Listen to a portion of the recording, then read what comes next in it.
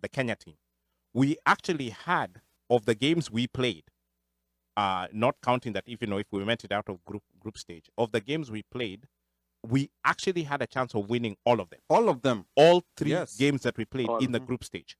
We actually had those games. I didn't see any there that ilikuwa imetutetemesha mpaka unasema mazee hapa tumelemewa. I didn't see that. But there's that sijini ilikuwa, I don't know what was missing.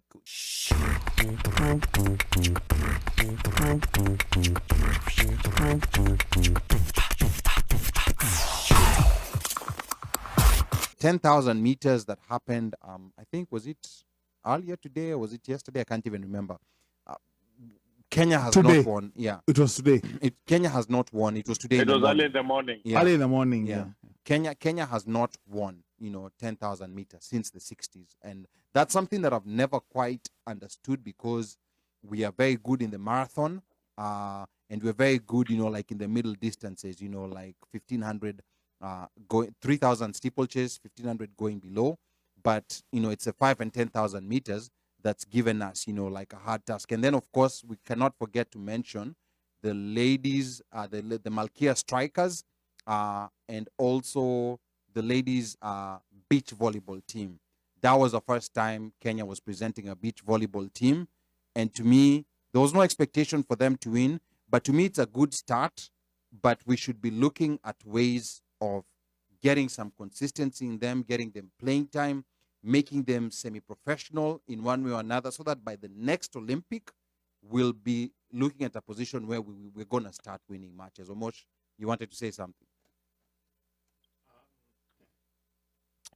Yeah, I think I basically want to echo most. I think probably your sentiments. Probably in this case, I'll even be riding on your mgongo, because it seems to me that our issue is preparedness.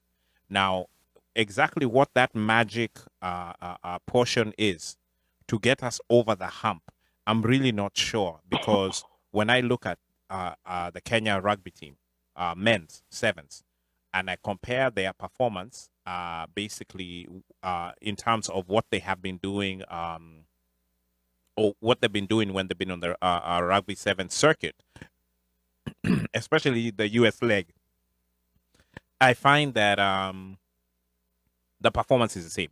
So there's no difference between, it seems, the preparation that they've been doing for the rugby sevens leg, the IRB rugby sevens, versus Olympics, which you take 4 years, quote unquote, to prepare for, and it's a once in a lifetime thing. In fact, for you to go to 2 Olympics is like it's almost like winning the lottery. It's not easy. Exactly. Especially in a sport like rugby. So why we would come and not, I would say, I'm not saying we don't give our all, but it's almost like our team is not given enough things to prep with. You know what I'm saying? The weapons that you need are not in place. Yes. They're not there. Ni kama saa zingine watu wanatokaga, siji akunaga uniform, siji jamas don't have boots, siji I don't know, awana vitu simple kama liniment, health insurance. Siji ama you're worrying about pending bills at home, juu pesa ijatoka kutoka ministry. So you're coming here, you're on the field, you're running around, but you're thinking of, maze, it's the first. How is rent getting paid? Yeah. So if those things are taken care of, and I'm going to go back and blame the union. I'm going to go back and blame our sports ministry. I'm going to go back and blame all the people in leadership. They need to look at this thing from a holistic picture and take into account everything, because it's not just about the athlete going out there and performing. Ndio, they have to be in tip-top shape in terms of, from a physical perspective, in terms of strengthening, in terms of diets, all those things, but also zile vitu, the back-end things, the zile vitu siwaga tunaita in corporate world soft skills, those things have to be taken care of, so that this person is focused, they're focused in on the task at hand to come in and play this game the way it needs to be played. Malkia, look at them, for example, blew everybody out in Africa. Even when they came for the tournament, I think they remember they had gone to, was it Brazil that they had gone to? They had gone to train. I think they went and trained they went and trained in Brazil, and I don't know which other country they went. Na hata doa ikuwa for that trip. Kumbuka? Almost. Yes, sir. Go ahead. Let me tell you guys a story. I'm pretty sure most of you have heard about it. So the champions of the Olympics, the team that won the gold medal, the Fijians, You know, when COVID came in and Fiji being the country that it is with resources, they shut down completely. Everything was shut down. So these guys knew they were coming to the Olympics and they had to make sacrifices. They went and camped for 5 months together. No famo, no nothing, 5 months. Wow. Then, since they were under lockdown, they could not get on a boat. Their trip to Japan started earlier than everybody else. They were on a cargo ship. They took a cargo ship from Fiji to Japan. Wow. That was And what, 2 when months they got there, or a month? yes, and when they 2 months. So they were working out in a ship. They were training in a ship. They were seated there. They were doing everything in a ship. They traveled all the way to Japan, and when they got to Japan is when they actually got to meet other people again. So you can tell me the determination and the organization, because they knew these guys had to go, these guys had to do something, and how that union of theirs organized everything for them.